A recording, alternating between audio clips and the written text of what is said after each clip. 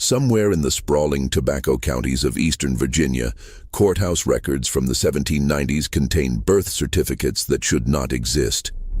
37 children, all documented as white, all bearing the surnames of prominent planter families, all sharing one biological father, a man legally classified as property.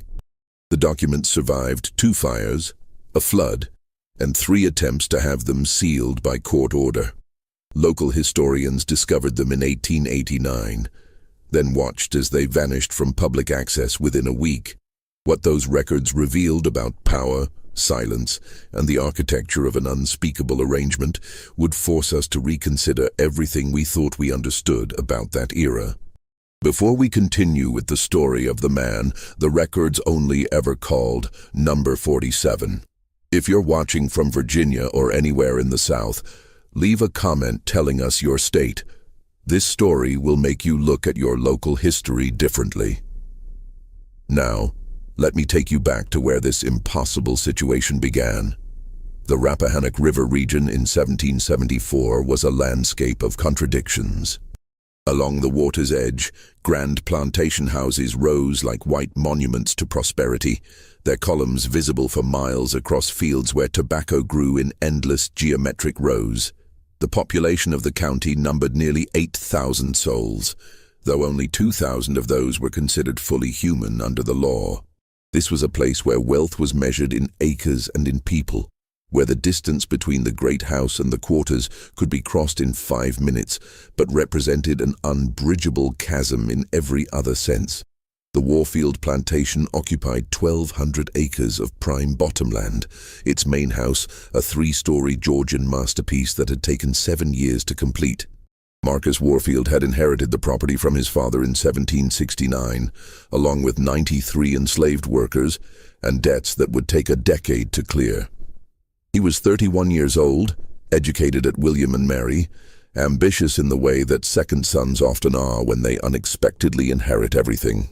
His wife, Catherine, came from a declining Charleston family with an impressive name and little else. Their marriage had produced 1 daughter in 5 years, a fact that generated quiet speculation in the drawing rooms of neighboring estates. The county's social structure was as rigid as its architecture. At the top sat perhaps 20 families who owned the majority of the land. Below them, a scattering of smaller farmers, artisans, and merchants who aspired to join the planter class. And below that, the vast majority, people who existed in ledgers as assets, their lives circumscribed by laws designed to prevent precisely what would unfold at the Warfield estate over the next 2 decades. In 1774, Marcus Warfield made a purchase that neighbors would remember as unusual even at the time.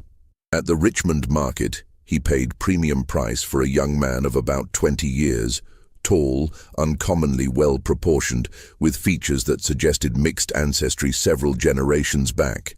The bill of sale listed him only as male, healthy, field suitable, but Warfield had him assigned to the house staff immediately, an appointment that raised eyebrows among the overseers who knew the rigid hierarchies of plantation labor.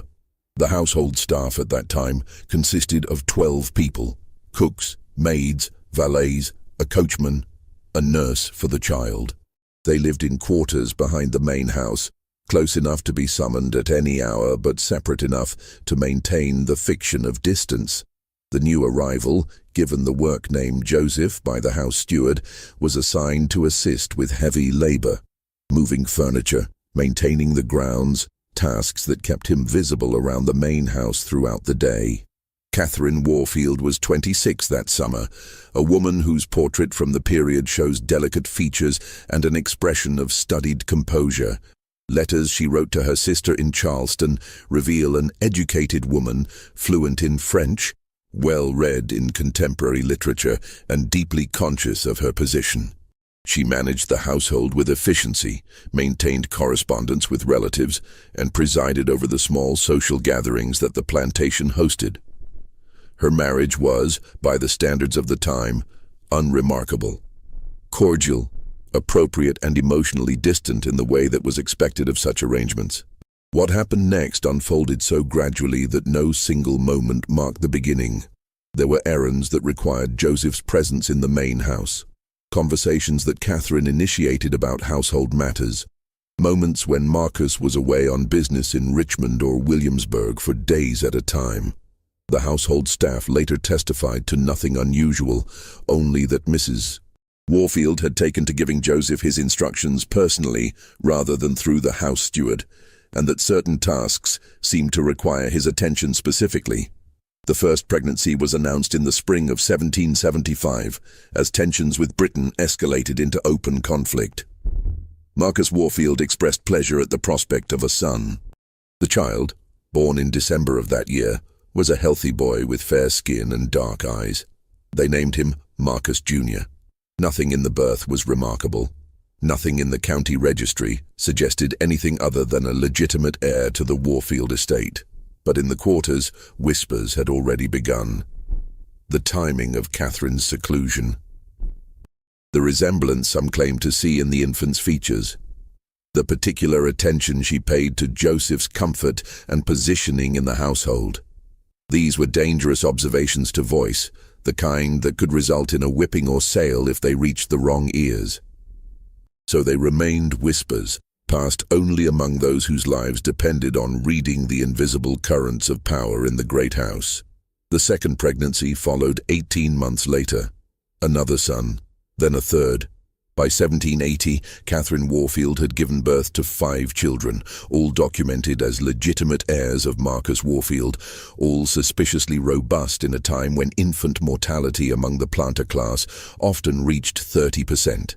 Marcus himself seemed pleased with his expanding family, his public reputation enhanced by his apparent virility, and the promise of multiple sons to inherit portions of the estate.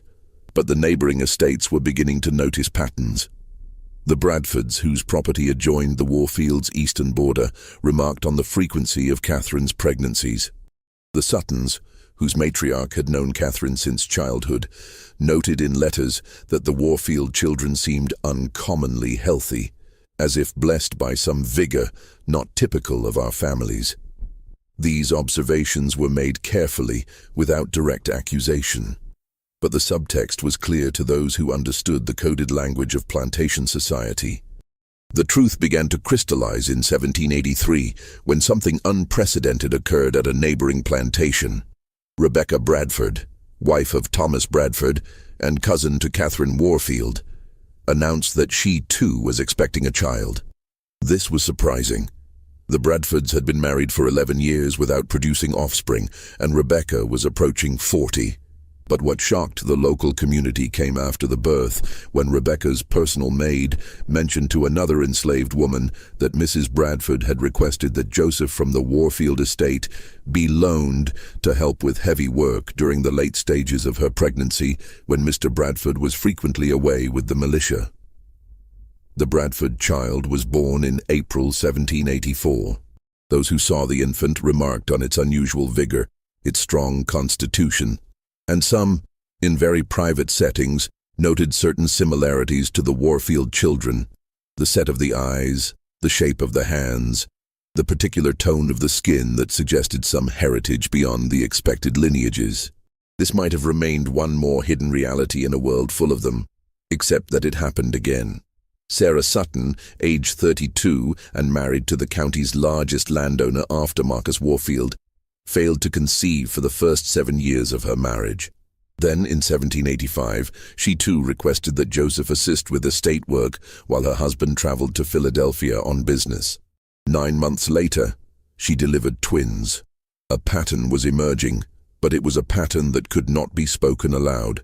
To acknowledge it would be to acknowledge something that threatened the entire structure of inheritance, legitimacy, and racial hierarchy upon which the planter class depended. These children were being born into white families, documented as legitimate heirs, with no legal or social mechanism to challenge their parentage. The law was clear. Children inherited the status of their mother. If the mother was white and married, the child was white and legitimate, regardless of biological paternity. What made the situation even more complex was that Marcus Warfield seemed not only aware of the arrangement, but actively facilitating it. Joseph remained on the Warfield estate, never sold or reassigned, always available when certain wives in the county requested his presence for heavy labor at their estates. There was a schedule, almost methodical in its implementation. A request would come. Marcus would grant permission. Joseph would spend weeks or months working at a neighboring plantation, and within a year, a child would be born. By 1790, the count had reached 23 children across 7 different planter families, all documented as white, all legally the sons and daughters of prominent men who commanded respect and wielded power in county affairs. The birth registry maintained by the county clerk showed nothing unusual, just a prosperous region experiencing a baby boom among its leading families. But the enslaved community knew. They kept their own records, passed down orally, marking the births and noting the pattern. They watched as Joseph moved through the county, always accompanied by appropriate documentation, always returned to the Warfield estate, always maintained in a position of relative comfort, unusual for someone of his status. They understood what was happening even if they could never speak of it openly. A conspiracy of silence was being maintained by both the powerful and the powerless, though for very different reasons. The tension inherent in this arrangement finally manifested in 1791, when a visiting merchant from Pennsylvania witnessed Joseph accompanying Catherine Warfield on a trip to Richmond. The merchant, unfamiliar with Virginia's complex racial and social codes, made the mistake of commenting to Marcus Warfield that he had a very attentive servant who seems uncommonly familiar with your wife's preferences. The statement was innocent, but its implications were dangerous. Marcus Warfield's response was carefully calibrated. He explained with patience that suggested he had made this explanation before, that Joseph was a trusted member of the household, that his loyalty was absolute, and that certain arrangements in Virginia may seem peculiar to those unfamiliar with our particular circumstances.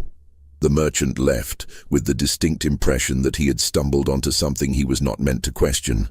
As the 1790s progressed, the situation evolved into something even more elaborate. The children were growing up, and several of them bore unmistakable similarities to one another, despite being raised in different households with different surnames. At social gatherings where the planter families assembled, observers might have noticed a particular cast to certain faces, a consistent set of features appearing across supposedly unrelated family lines. The Warfield children remained the most numerous. Catherine had given birth to 11 children by 1795, all documented as fathered by Marcus. But the Bradford family now claimed 4 children, the Suttons had 6, and 3 other families in the county had each added 2 or 3 to their respective lineages. The mathematics were remarkable. 37 children born to 7 different white women over a 20-year period, all thriving, all absorbing education and inheritance rights as their mother's legitimate offspring. Joseph himself had aged into his 40s. Still maintained at the Warfield estate in a position that defied the usual trajectory of enslaved labor. He was not worked in the fields. He was not hired out for cash income, as was common with skilled workers. He was kept available, well-fed, housed in quarters better than those provided to the overseers. And he remained silent. There is no record of him ever speaking about the situation to anyone, even to others in the enslaved community. What drove this arrangement? The question haunted those who observed it from a safe distance. Some theories suggested that Marcus Warfield had been rendered infertile by a childhood illness, and that rather than face the social death of being unable to produce heirs, he had engineered this solution. Others proposed that it was Catherine who wielded the true power, that she had somehow leveraged knowledge or leverage over her husband to force his complicity. Still others imagined a more mercenary explanation, that Marcus was being paid by the other planters to maintain Joseph's availability, turning his wife's fertility and Joseph's genetics into a profitable enterprise. The truth, insofar as it can be determined from fragmentary records, appears to be some combination of all these factors.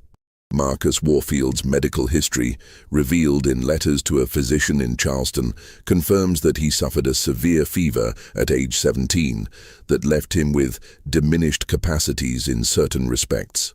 Catherine's letters to her sister suggest a woman who understood her position and wielded what power she had with calculation. "I have secured certain arrangements that ensure my comfort and Marcus's continued position in society. It is not love, but it is sustainable." And Joseph existed at the center of this arrangement as both crucial participant and complete non-entity in legal terms. He had no rights, no voice, no ability to refuse or negotiate, yet he was treated with a care that recognized his unique value. When a traveling slave trader offered Marcus an enormous sum for Joseph in 1794, Marcus refused without hesitation. Joseph was not for sale. He was too valuable as he was. The conspiracy extended beyond just the immediate families. The county physician who attended all the births knew. The midwives who assisted knew. The house slaves who witnessed the comings and goings knew. The overseers who documented Joseph's movements knew. And they all maintained silence, bound by either complicity, fear, or the understanding that to speak would be to unravel the social fabric they all depended upon. But silence has a weight to it, and as the children grew into adolescence, that weight became harder to bear. In 1798, the eldest Warfield son, Marcus Jr., now 23, announced his engagement to a young woman from a prominent Fredericksburg family. The marriage would unite two fortunes, secure valuable political connections, and produce the next generation of the Warfield line. But those who looked closely at Marcus Jr. might have noticed something in his features, something that would continue into his own children, a shadow of inheritance that legal documents could never fully erase. The full scope of the arrangement might never have been documented if not for a convergence of circumstances in 1799. The Warfield plantation was experiencing financial difficulties, tobacco prices had collapsed, and Marcus's expansion plans had left the estate heavily mortgaged. He began the painful process of liquidating assets, which in the Virginia of that era meant selling people.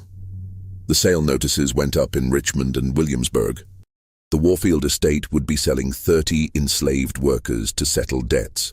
The list was posted publicly, as required by law, with each person's name, approximate age, and skills. Joseph's name appeared on the list, described as male, 45 years, house service, excellent health. The announcement created panic among the other planter families. If Joseph were sold to someone outside the county, the arrangement would be broken.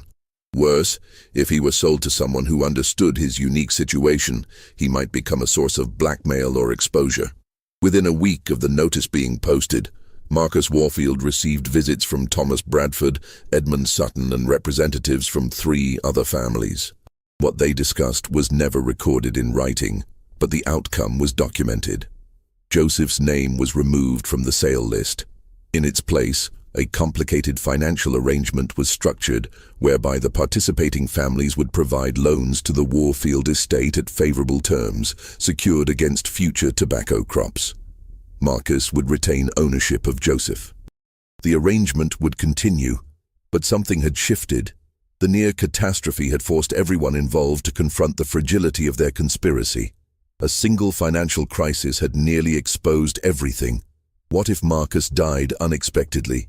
What if one of the wives, in a moment of guilt or anger, decided to confess to a minister? What if Joseph himself, after years of silent cooperation, decided to speak? It was Catherine who apparently proposed the solution. In late 1799, she suggested that Joseph be formally manumitted, granted freedom, but with conditions attached. He would be freed legally, removing the possibility of his being sold.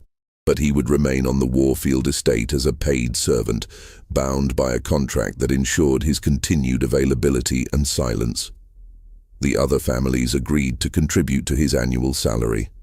Joseph himself was presented with this arrangement as a fait accompli. He would be freed whether he desired it or not, because his freedom served everyone's interests better than his continued enslavement.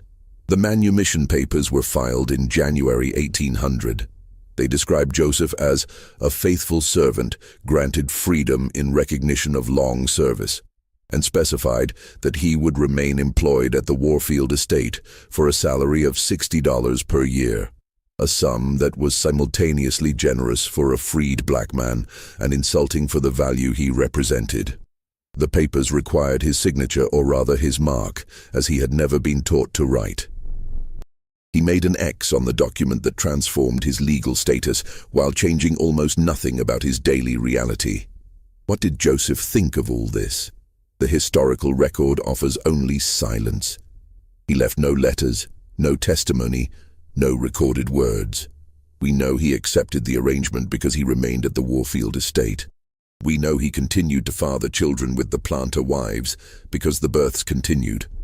5 more between 1800 and 1804, bringing the total to 42, with 37 surviving past infancy.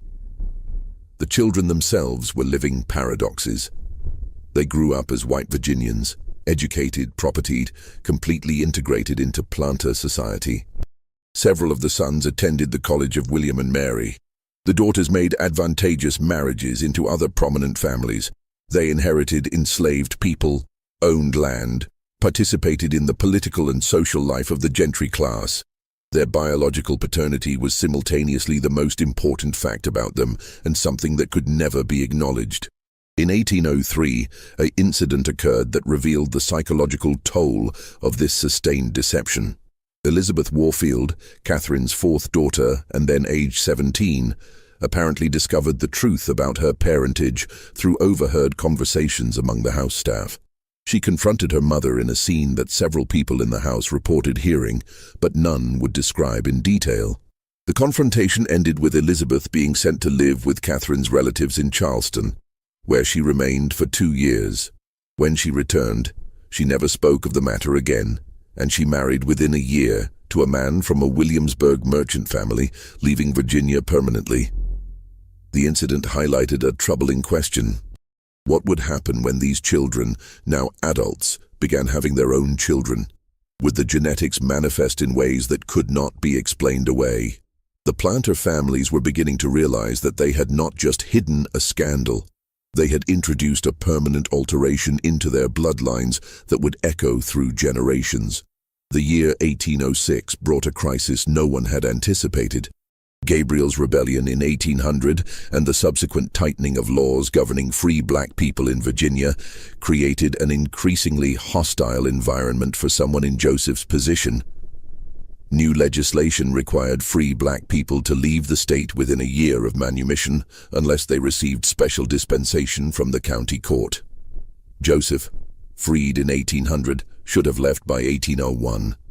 He had not, and technically he was now illegally present in Virginia. The county sheriff, a man named Howell who had assumed his position in 1805 and was not part of the original conspiracy, began asking questions about Joseph's status. Why was he still in the county? By what authority did he remain? The questions were innocent administrative inquiries, but they threatened to pull apart the carefully constructed fiction. Marcus Warfield, now 68 and in declining health, was forced to appear before the county court to petition for Joseph to be allowed to remain. The petition had to provide justification for why this particular freed black man was so valuable that the law should be bent to accommodate him. The petition, which survives in county records, describes Joseph as a person of exceptional character, who has performed services to several families in this county of such a nature that his departure would cause considerable hardship. The vagueness of the language is striking. What services? Which families?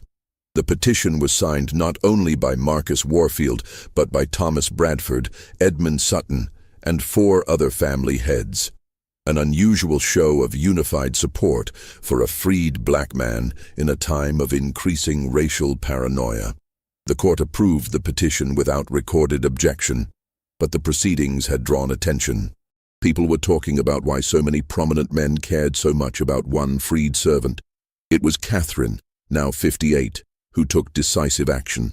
In a move that demonstrated both her intelligence and her understanding of social dynamics, she arranged for Joseph to be publicly baptized and received into the Anglican Church. The ceremony was performed by the county's most respected minister and attended by members of all the families involved. The message was clear. Joseph was a Christian, a person of moral standing, someone who belonged in the community. The baptism served as a social inoculation against suspicion, but the underlying tension could not be resolved so easily. As more people began to notice the unusual arrangement, as the children grew and had children of their own, the secret became harder to keep. Small inconsistencies accumulated. A traveling portraitist painting family pictures in 1808 remarked privately to his assistant about the curious similarity of features in the younger generation across different families. A new physician, setting up practice in the county in 1809, noted in his private journal that several of the families seemed to show evidence of mixed heritage in the children, despite the apparent purity of both parents' lineages. These observations were never made public, but they circulated in the whispered conversations of those who were beginning to piece together the truth. The conspiracy was becoming an open secret, something everyone knew, but no one could acknowledge without destroying the social order. In 1810, a crisis erupted that nearly ended everything. One of the Bradford sons, aged 26 and recently returned from 3 years studying in Philadelphia, announced at a family dinner that he had become an abolitionist. He declared his intention to free the enslaved people he had inherited from his grandfather and to publicly advocate for emancipation. This was dangerous enough, but his father's panicked reaction suggested something more. Thomas Bradford took his son to his study, and what transpired there is unknown, but the son emerged pale and shaking. He left Virginia within a week and never returned, moving to Ohio, where he established himself as a merchant and never mentioned his Virginia family again. What had Thomas Bradford told him? Almost certainly, he had revealed the truth about the son's own parentage, that he was not Bradford's biological son, that his claim to the family inheritance rested on a lie, and that to become an outspoken abolitionist would inevitably lead to questions about his own background that would destroy not only his position, but his mother's reputation and the legitimacy of his siblings. The young man's sudden departure and permanent silence suggests the devastating effectiveness of this revelation. The beginning of the end came in 1812, as the United States entered war with Britain and Virginia mobilized its militia. Marcus Warfield died in March of that year, aged 74, and his death triggered a series of events that would finally bring the truth into the light. The funeral was held on a cold morning when fog rolled in from the Rappahannock, shrouding the plantation in gray.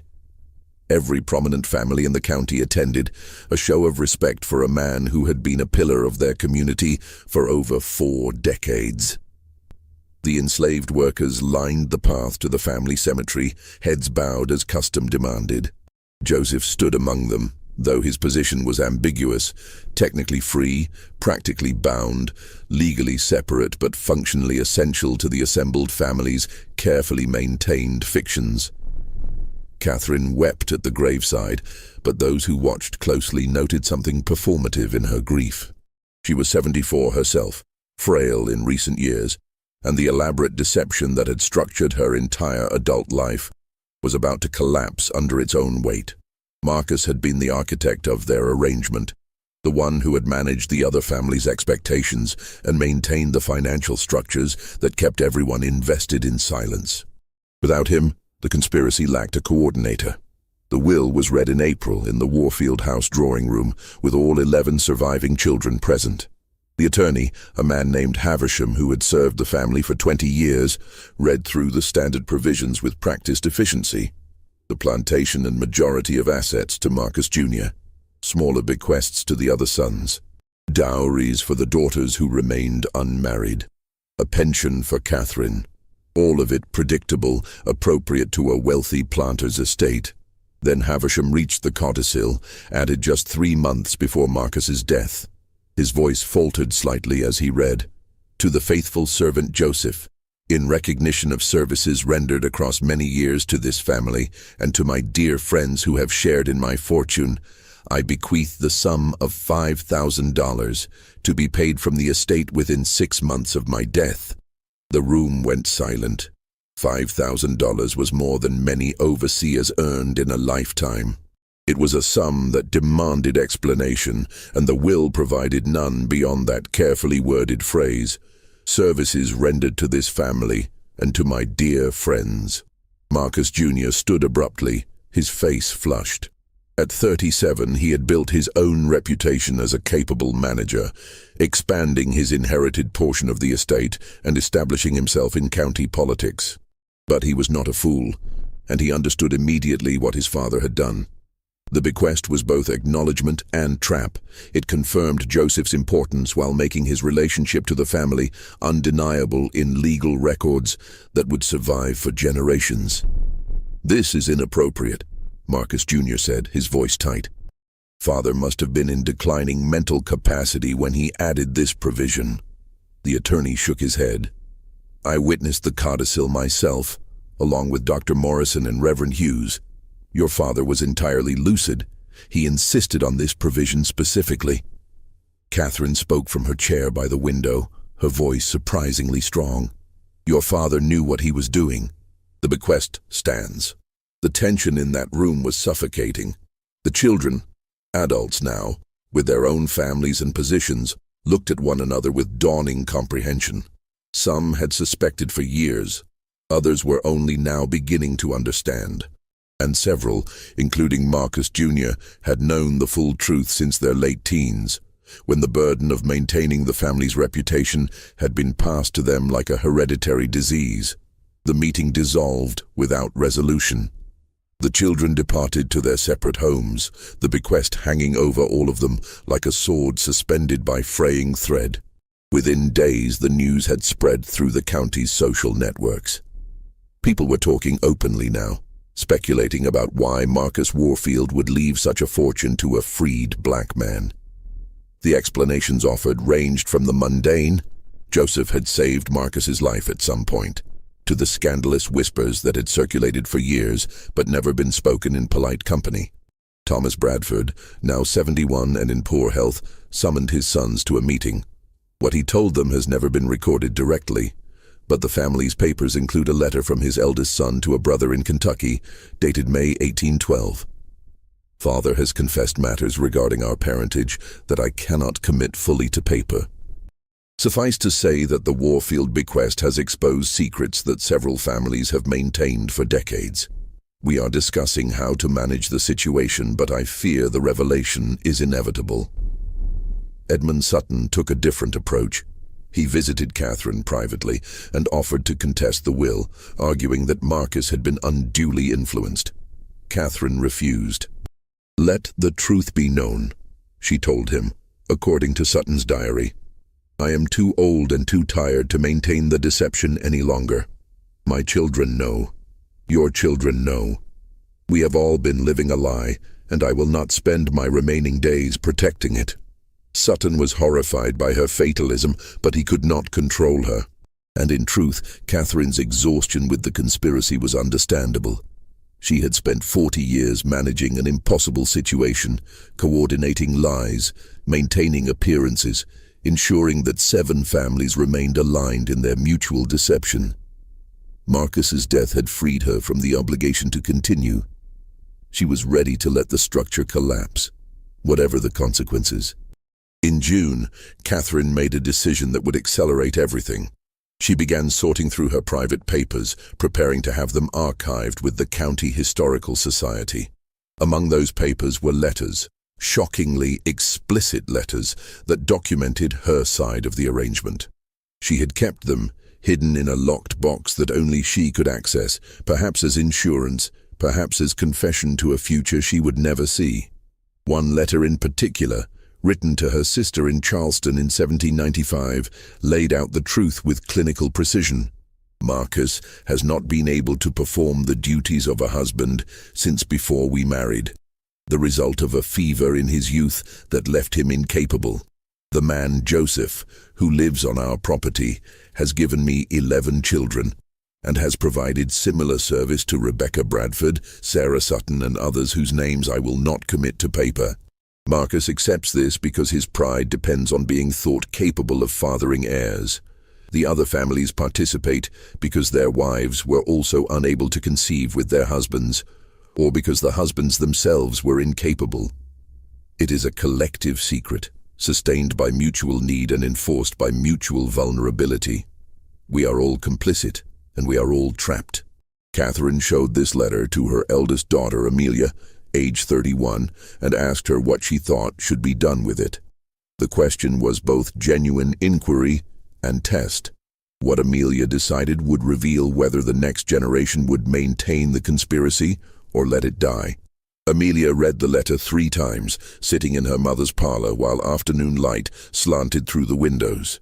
Her own children were playing in the garden outside, 3 boys and a girl, all documented as the legitimate offspring of her husband, Richard Cavendish, though Amelia had long suspected the truth about her own parentage. The letter confirmed what she had intuited since adolescence. "Mother," Amelia said finally, "if you preserve this letter, it will destroy our family's reputation. Every one of us will be questioned. My brothers will lose their positions. My sisters will be ostracized. My own children will be marked as illegitimate." Catherine nodded. "I know, but I am also tired of the lie. Your father built this arrangement, and it has sustained us all. But it has required constant vigilance and absolute dishonesty. I have lived my entire adult life in fear of discovery. I would like to die having told the truth." "Then burn the letter and tell me the truth yourself," Amelia suggested. "You do not need to preserve it for posterity." But Catherine shook her head. "If I burn it, the truth dies with me, and the lie continues into your generation and beyond. Someone must know. Someone must preserve the record, even if it cannot be publicly acknowledged." The conversation ended without resolution, but Amelia left with the letter in her possession. For weeks, she struggled with what to do. She discussed it with her husband, who was horrified and insisted it be destroyed. She consulted with her brother Marcus Jr., who threatened legal action if she made the letter public. She even, in a moment of desperation, showed it to Reverend Hughes, the county's Anglican minister, seeking spiritual guidance. Hughes's reaction was telling. He did not express shock or moral outrage. Instead, he sighed deeply and said, "I have suspected something of this nature for many years. The patterns were too consistent to be coincidental, but I could never speak of it without proof, and I had no desire to destroy families based on speculation." He advised Amelia to preserve the letter, but to ensure it would not become public in a way that would harm the living. "Let future generations judge," he said. "We are too close to the situation to handle it justly." Catherine died suddenly in September 1812. The official cause was listed as heart failure, but her personal physician noted in his records that she had been taking increasingly large doses of laudanum in the final weeks of her life. Whether her death was suicide or accidental overdose remains ambiguous, but the timing, just as the scandal was reaching critical mass, suggests a woman who chose her exit rather than face the consequences of revelation. Her death brought all the tensions to a head. The sorting of her effects fell to her daughters, and Amelia made a decision that would haunt the family for generations. She took Catherine's letter to the county clerk and demanded that it be entered into the official record as part of Catherine's estate papers. The clerk, a young man named Patterson, who had held the position for less than 2 years, was terrified by the implications. He understood immediately that this letter, if entered into public records, would expose the most prominent families in the county to scandal that could destroy them. But he also understood that refusing to file it would be a dereliction of his legal duty and could cost him his position. Patterson brought the matter to Judge Harrison, the county's senior magistrate and himself a member of the planter class. Harrison read the letter in his chambers, his face growing progressively paler. He was 63 years old, had presided over the county court for 20 years, and had never encountered a situation with such far-reaching implications. "This cannot be made public," Harrison said finally. "The damage would be catastrophic." "With respect, Your Honor," Patterson replied, "Virginia law requires that all documents submitted as evidence in estate settlements be maintained as public record. I cannot legally refuse to file this letter without a court order sealing it." Harrison considered this. A court order sealing the letter would require a hearing, which would require explaining why the letter needed to be sealed, which would effectively publicize its contents. The legal mechanisms designed to ensure transparency were now preventing the secrecy that Harrison wanted to maintain. "File it," Harrison said finally, "but file it under Mrs. Warfield's maiden name, Catherine Thornton. Place it in the section dealing with Charleston correspondence, not with the Warfield estate papers. Make it technically accessible but practically invisible." Patterson understood the instruction. Hide the letter in plain sight, buried in bureaucratic misfiling where only someone specifically searching for Catherine's maiden name in connection with Charleston records would ever find it. The letter would be preserved, satisfying both legal requirements and Amelia's desire to maintain some record of truth, but it would be effectively invisible to casual researchers. The filing process, however, required that multiple clerks and court officials read the letter to determine proper categorization. Within 2 weeks, every person of standing in the county knew the truth. The secret was no longer secret, though it remained officially unacknowledged. People began looking at the prominent families differently, counting children, noting resemblances, reconstructing timelines. The social dynamics shifted in ways both subtle and profound. Invitations that had routinely gone to certain families were quietly withdrawn. Business partnerships dissolved without explanation. Political alliances fractured. The county was experiencing a slow-motion social earthquake, with families repositioning themselves relative to the scandal, without ever explicitly acknowledging what they were doing. Joseph's position became untenable. He had remained at the Warfield plantation after Marcus's death, still employed, still living in his quarters behind the main house. But with the truth now circulating openly, even if unofficially, his presence was a constant reminder of the scandal. People stared at him in the streets of the county seat. Conversation stopped when he entered a room. The protection that Marcus had provided was gone, and Catherine was dead. He was exposed and vulnerable in ways he had never been, even during his years of legal enslavement. In October 1812, Marcus Jr. summoned Joseph to the house. The meeting was witnessed by 2 of Marcus Jr.'s brothers, apparently to ensure there would be corroboration of whatever was said. Marcus Jr. was direct. "You cannot remain here. Your presence makes the situation impossible for all of us. We will provide you with funds sufficient to establish yourself elsewhere, but you must leave Virginia." Joseph, who had spent nearly 40 years on the Warfield property and another 13 years as a freed man unable to leave the county, finally spoke words that someone bothered to record. One of the brothers present wrote down the exchange in a letter to his sister. Joseph asked where he was supposed to go. Marcus said Philadelphia, where the free black community would accept him. Joseph asked if he had a choice. Marcus said no. Joseph asked if he would be able to return.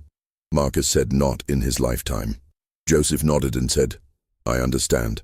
I have always understood." Then he left the room. The funds were assembled in November. Thomas Bradford, Edmund Sutton, and 3 other family heads contributed to a collective payment. The total amount was recorded by Bradford in his personal accounts, $3,000, an enormous sum that represented both payment and silencing. It was hush money, though nothing in the legal documents described it as such.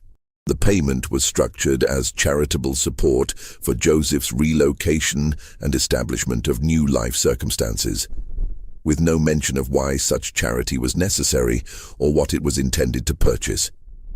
Joseph left Virginia in January 1813, traveling by coach to Richmond and then by ship to Philadelphia.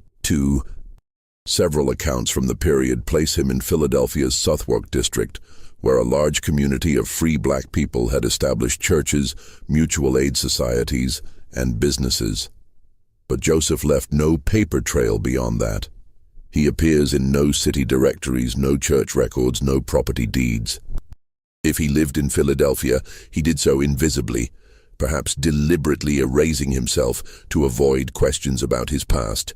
One intriguing possibility emerges from a Pennsylvania Abolition Society record dated 1817, which mentions a man named Joseph who had experience with the planter class of Virginia and was able to provide testimony about the intimate workings of plantation society. The man described in the record was approximately the right age and declined to give his surname, which was common among formerly enslaved people who rejected the names their enslavers had given them. The record notes that he was reluctant to speak of personal matters, but knowledgeable about the structures of power and secrecy that maintain the peculiar institution. Was this the same Joseph? The timeline fits, and the description, knowledgeable but reticent, experienced but unwilling to discuss personal history, matches what we know of Joseph's character and circumstances. But there is no definitive proof. The man in the Pennsylvania record disappears from the historical record after 1817, just as the Joseph of Virginia disappeared after 1813. Back in Virginia, the families attempted to reconstruct their social positions in the aftermath of the revelation. The strategy they employed was remarkable in its cynicism and its effectiveness.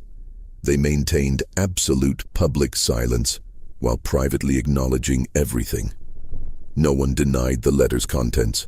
No one challenged the truth of Catherine's confession. But no one spoke of it openly either. The scandal existed in a strange liminal space, universally known, but never officially confirmed. The legal protections that had sustained the conspiracy during its active phase now protected it in its aftermath. To challenge the legitimacy of any of the 37 children would require proving adultery, which would require naming Joseph as the biological father, which would require public acknowledgement of the arrangement. But such acknowledgement would harm not just the families involved, but the entire structure of inheritance and legitimacy upon which Virginia's planter class depended. If it could happen to the Warfields, the Bradfords, the Suttons, families of unquestionable respectability, then how many other families might be hiding similar secrets? The planter class had a collective interest in maintaining the fiction of legitimacy, because to unravel one family's claims was to threaten everyone's claims. The conspiracy of silence evolved into something even more insidious, a conspiracy of mutual vulnerability, where everyone's complicity protected everyone else's position. The children, now adults with their own children and grandchildren, navigated this strange reality in different ways. Some chose exile, moving to frontier areas where their backgrounds were unknown. Marcus Jr. sold his portion of the Warfield estate in 1815 and moved to Kentucky, establishing himself as a horse breeder and never returning to Virginia. 2 of his brothers went to Tennessee.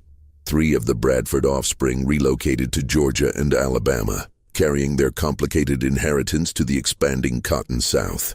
Those who remained in Virginia developed a particular psychological adaptation. They maintained their social positions through a combination of defiance and careful positioning. They attended church, participated in civic life, and dared anyone to challenge their standing.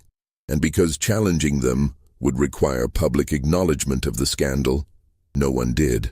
They existed in a state of permanent tension, socially secure but psychologically haunted, legally legitimate but personally aware of their fraudulent origins. The next generation, born after 1813, were raised in a strange environment of spoken and unspoken knowledge. Parents told them carefully edited versions of their family history, omitting crucial details while leaving gaps obvious enough that intelligent children could deduce the truth.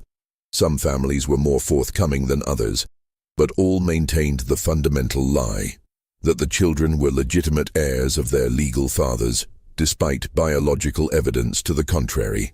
Genetic inheritance, however, could not be controlled by legal documents or social conventions. As the children of the 37 grew into adulthood, certain physical characteristics became undeniable. The shape of the eyes, the structure of the face, the particular tone of skin that suggested mixed heritage. These appeared across family lines in patterns that could not be explained by the official genealogies. By the 1830s, careful observers might have noticed that members of supposedly unrelated families bore striking resemblances to one another, as if they shared a common ancestor. Which, of course, they did. One particularly detailed observer was a portraitist named Samuel Ellis, who painted family pictures for Virginia's gentry throughout the 1820s and 1830s. His private notebooks, discovered after his death, contain observations that he never shared publicly. The Cavendish children bear remarkable resemblance to the Sutton children, particularly in the eyes and hands. The younger Bradford generation shows similarities to the Warfield cousins that suggest connection beyond marriage alliances. There is a consistent set of features appearing across multiple supposedly separate lineages, most notably a particular structure of the jaw and a distinctive coloring that appears in no portraits of the legal fathers. Ellis was astute enough to recognize what he was seeing, but prudent enough never to mention it to his clients.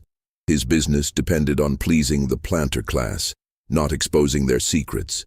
But his notebooks preserve observations that confirm the genetic legacy of the arrangement. Joseph's features passed down through 2 and then 3 generations, creating family resemblances that contradicted official genealogies. The Civil War, when it came, scattered the families further. Some fought for the Confederacy, defending a social order built on the very system that had classified their biological father as property. Others fled north, perhaps recognizing the profound irony of their position. At least 2 of Joseph's sons, legally white, socially accepted, biologically the children of a man who had been enslaved, owned enslaved people themselves. They participated in the system that would have enslaved their father, that had enslaved their father, that existed simultaneously in their past and their present. The psychological implications of this are staggering. How did they rationalize it? How did they look at the enslaved people they owned and not see their father's experience?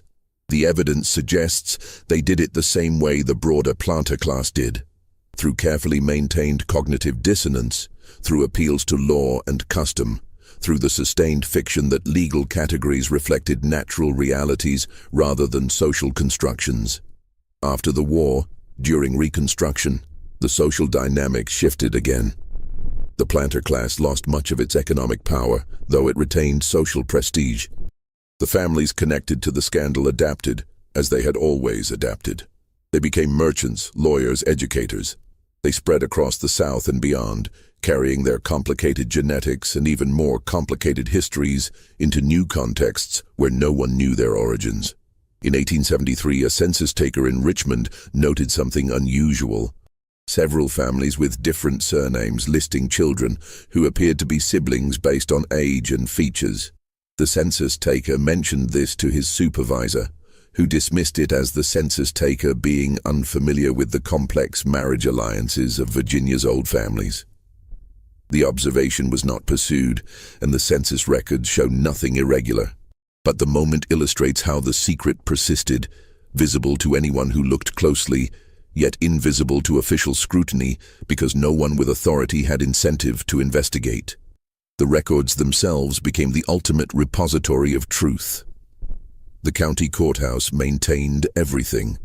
Catherine's letter, filed under her maiden name in the Charleston correspondence section. The birth certificates of 37 children, listing their legal fathers. Joseph's manumission papers. Marcus Warfield's will with its revealing bequest. The petition for Joseph to remain in Virginia, signed by multiple family heads. All of it preserved, catalogued after a fashion, technically accessible but practically invisible. The courthouse survived fires in 1834 and 1867. Both times the records were rescued by clerks who understood their historical value, even if they didn't fully comprehend their contents. It survived a flood in 1842 when the Rappahannock overflowed its banks and water filled the first floor of the courthouse. The records were moved to the second floor, dried out, and carefully preserved. It was as if some impulse toward historical truth persisted even in a society built on denial. In 1889, 77 years after Marcus Warfield's death, a historian named David Herschel was researching Virginia's planter families for a comprehensive genealogical study. He was working in the county archives when he found Catherine's letter, misfiled under her maiden name. Herschel was a meticulous researcher trained at the University of Virginia, and he immediately recognized the significance of what he was reading. He spent the next 3 months cross-referencing the letter's claims with other county records. He examined birth certificates, marriage records, estate papers, property transactions, census data. What he discovered was a pattern so consistent it could not be coincidental. 7 women, all married to prominent planters, all producing children at consistent intervals over a 20-year period, all connected to the Warfield estate through documented visits and labor assistance arrangements.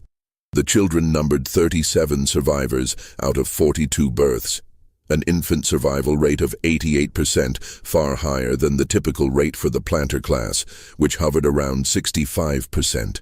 Herschel's conclusion was inescapable. The letter was true. The arrangement had existed.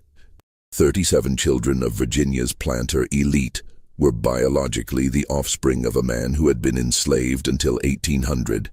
These children had inherited property, enslaved people, social position, and political power, all based on legal fictions that everyone involved had agreed to maintain. Herschel wrote a comprehensive article documenting his findings. He was careful in his language, presenting it as a historical case study rather than a sensational exposé. He focused on the legal and social mechanisms that had allowed such an arrangement to persist, using it as a lens to examine the contradictions of antebellum Virginia society. The article was 30 pages long, meticulously footnoted, and devastating in its implications. He submitted the article to the Virginia Historical Society for publication in their quarterly journal. The article was accepted by the editorial board in November 1889. It was scheduled for publication in the January 1890 issue. Advance copies were sent to the Society's major donors, as was customary. The response was immediate and severe. Within 2 weeks of the advance copies being distributed, the Society received letters from 7 different families, descendants of the original conspirators, threatening to withdraw their financial support and to pursue legal action for defamation if the article were published. The families argued that Herschel's research was based on an unverified letter of dubious authenticity, that his conclusions were speculative, and that publication would unfairly damage the reputations of respected Virginia families based on insufficient evidence. The Society's board met in emergency session in December 1889. The meeting minutes preserved in the Society's archives reveal a heated debate. Some board members argued for publication on grounds of historical truth and scholarly integrity. Others argued that the Society had a responsibility to the families who supported it financially, and that publishing allegations of this magnitude without absolute proof would be irresponsible. The final vote was 8-5 against publication. The article was pulled from the January 1890 issue. Herschel was informed that further verification is needed before making such serious claims about respected Virginia families. He was encouraged in carefully worded language to pursue other research topics that might be more appropriate to the Society's mission of celebrating Virginia's heritage. Herschel was devastated, but not surprised.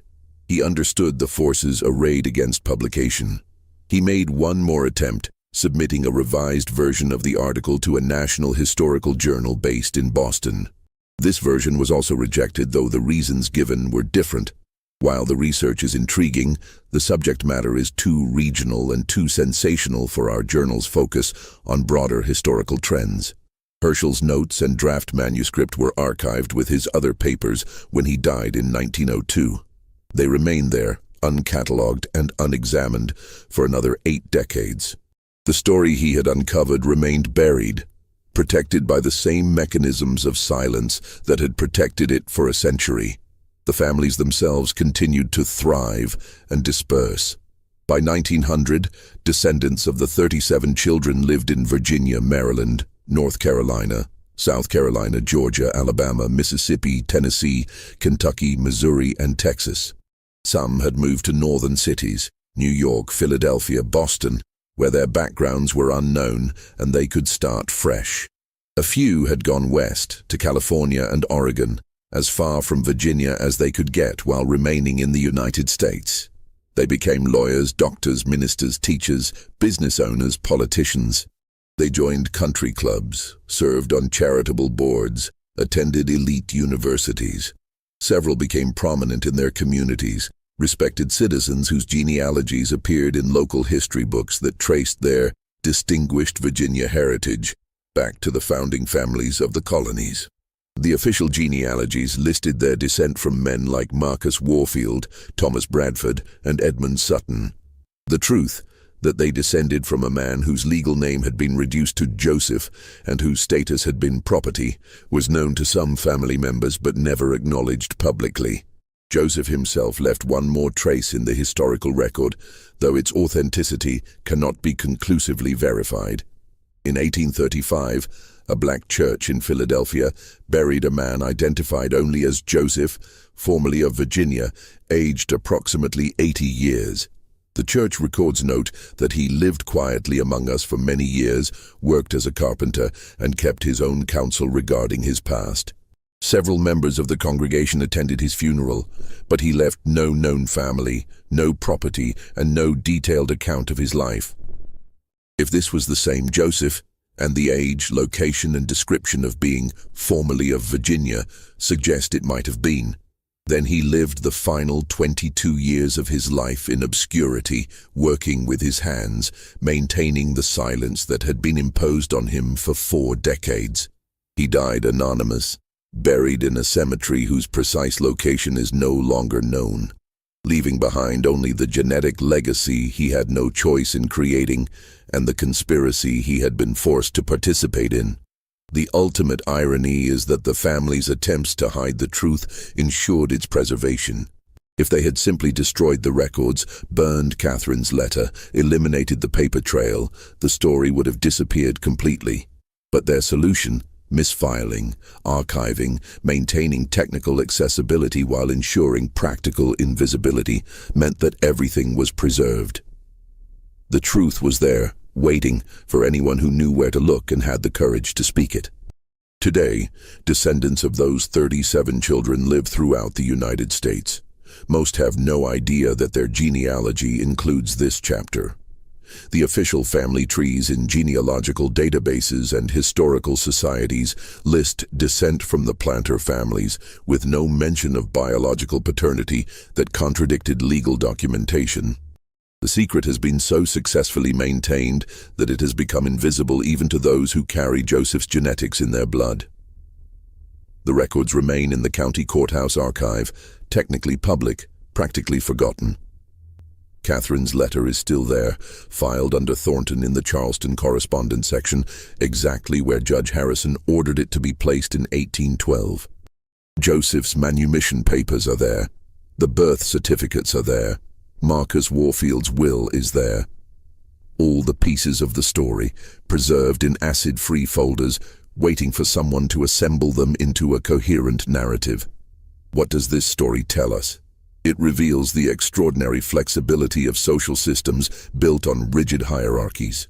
It shows how contradictions can be absorbed and maintained across generations when everyone with power has an incentive to preserve the fiction.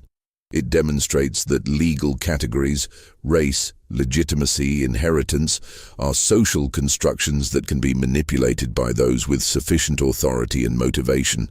And it suggests that American history contains many more such stories, buried in archives, misfiled in records, known to insiders but never acknowledged publicly.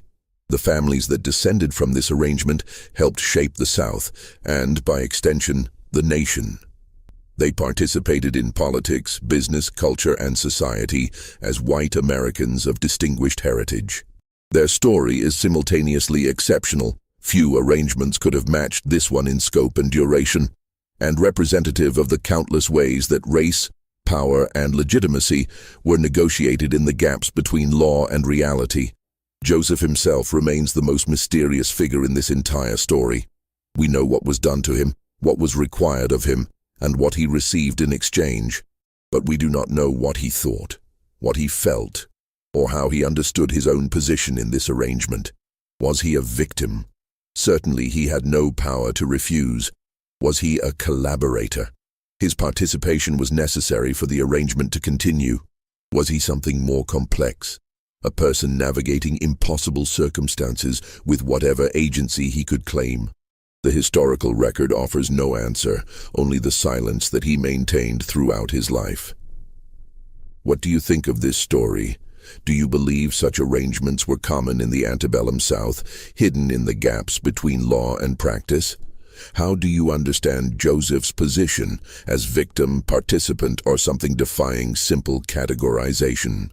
And what does it mean that descendants of this arrangement still live among us, carrying genetics and histories they know nothing about?